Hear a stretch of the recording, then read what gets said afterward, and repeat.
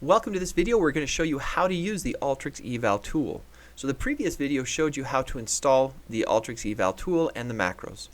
Now if I was doing this in a classroom setting, what I would need to do is first open up this ID list file.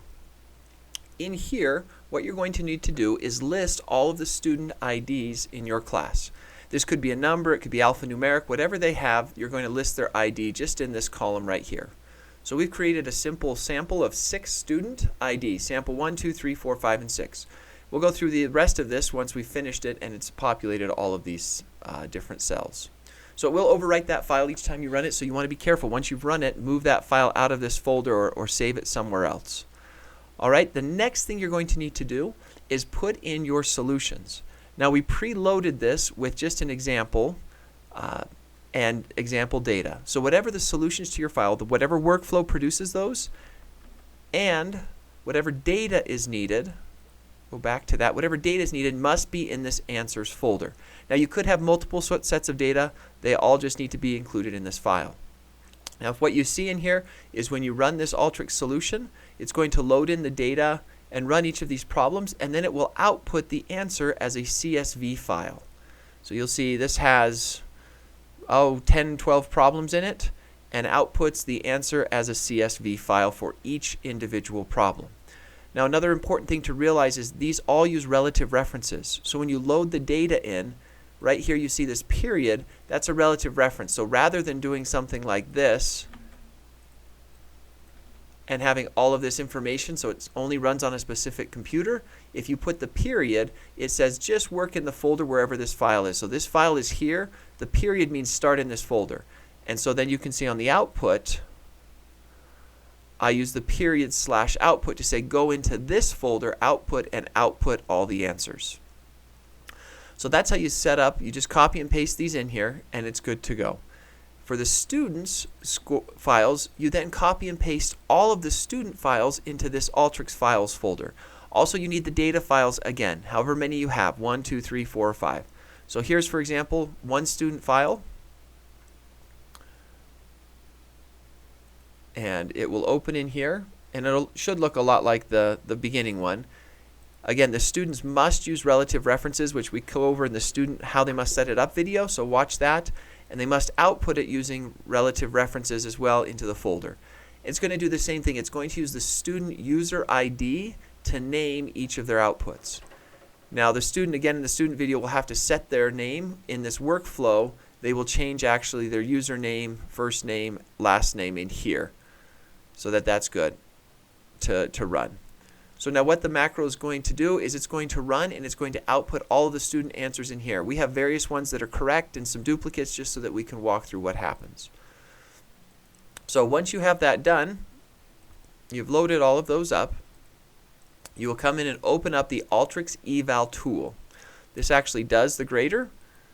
It's in a slightly different version than what I have installed here, so it'll still run on the older versions. You'll see it open like this. Now this is going to automatically run both the answers and the students and compare them. Alright, so once we have this open, we can click run. And depending on how many files you have, it'll take a different amount. So you can see down here the process that it's going through. There's different records that are generated. It ran the solution file, and so it output all of those. And now it's running each of the student files, sample 1, sample 2, sample 3. Now while it runs those, I'm going to just show you the output, for example, of the solution file. In the answers folder, under output, you can see here's the solutions that will grade again. So it's going to compare each student submission output to this one for problem 1, to this one for problem 2, etc., etc. You see it's done, it's finishing up, it's run all of the student ones, it's doing a little bit of last data cleaning to populate the final results, writing those out, and it should be just another minute. Usually to run this, I will put it on a separate laptop or computer and run it and then go to lunch or run it before I go home for the day, and as you can see in the paper, it grades things very, very quickly. So now it will have run everything, so I can come back in here. So there's the faculty answers, the solutions. Here's the student output. Here's every single one of the ones that they ran that could execute. Now if we go to the ID list file, this is where we get our final solution information. So once you've run it, you can open this up, and this is what you're going to use for grading. So the ID file is still here. It's going to put out detailed results. Now what this does is it's going to show you the ID. Now here's the 6 students that it had IDs for on the ID tab, and you'll also see this unregistered sample 7. I had one student who submitted a file, sample 7 not registered. I didn't have their student ID in my ID file. This could be because of a misspelling, or simply you didn't download all the students. So it's going to just put it as unregistered, so now you're going to have to do a little work as a faculty because the student didn't do that quite right. Now what it does is it goes through and it puts the answers on this detailed results for everything we grade. So whether the body of the query matches, and these are all yes or no's, the column headers match, the column headers are in the correct order, there's the right number of columns, the number of rows. Then it also has some of these partial queries as described in the paper if you want to assign partial credit.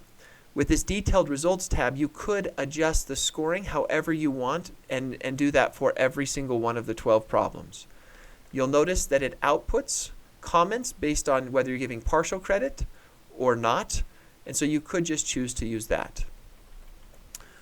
Now, if you don't want to use the detailed results, you could just use the results. This is going to simply grade it based on the description in the file. So here, problem 1 and the description. They got full credit.